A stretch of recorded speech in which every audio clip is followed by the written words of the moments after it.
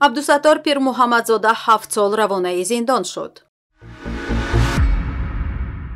مهاجران مهنتی به طور عمومی ولایت چلیابینسک روسیه را ترک می‌کنند. از پی هجوم پهپادهای اوکراینی در سراتیف روسیه 3 سرباز روس کشته شدند. تنها در یک استان چین در یک روز 1 میلیون نفر گرفتار کرونا ویروس شدند.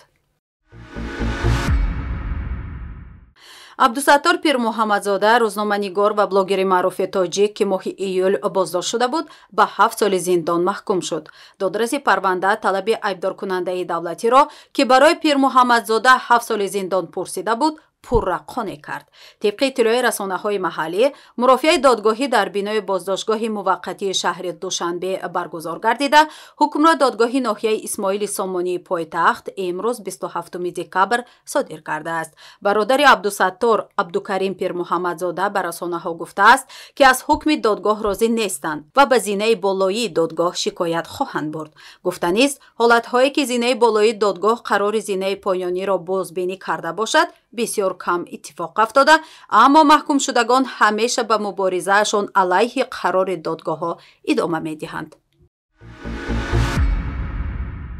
مهاجران مهنتی به طور عمومی ولایت چلیابینسک روسیه را ترک دارند. طبق اطلاع چلیابینسک بیش از 75,000 مهاجر این منطقه را ترک کردند که این از افزایش 3 برابری ترک مهاجران از این منطقه را شهادت می دهد. از ماه ینور تا اکتبر سال 2022 بیش از 12,400 شهروند خارجی اورال جنوبی را ترک کردند، در حالی که در همین دوره سال 2021 خروج مهاجران همگی به 4,300 نفر برابر بود.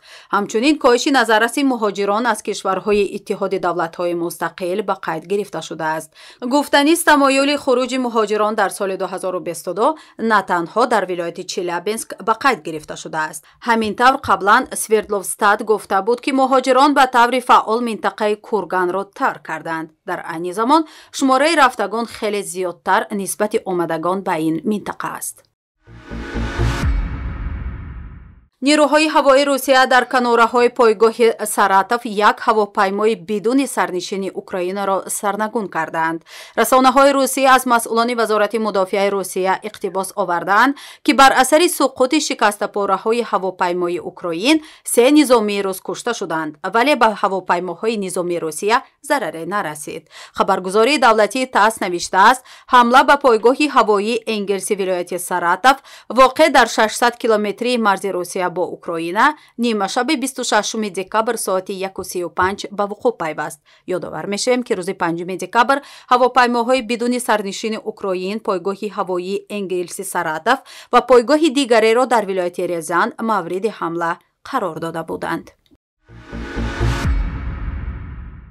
مقامات محلی چتسان در چین روز یکشنبه اعلام کرد که در این استان روزانه حدود 1 میلیون نفر مبتلای بیماری همگیر کووید 19 شدند و انتظار می رود این رقم طی روزهای آینده 2 برابر شود. مرکز کنترل و پیشگیری از بیماری ها در چین با وجود افزایش بی‌سابقه آمار مبتلایان به ویروس کرونا در این کشور گزارش داده که طی 5 روز گذشته حتی 1 مورد مرگ بر اثر ابتلا به کووید 19 در چین به ثبت نرسیده است. این در حالی است که کارشناسان بین المللی این آمار را زیر سوال میبرند و از دولت چین خواستند تا با شفافیت بیشتری درباره موج شیوع کرونا در این کشور اطلاع رسانه‌ای کنند.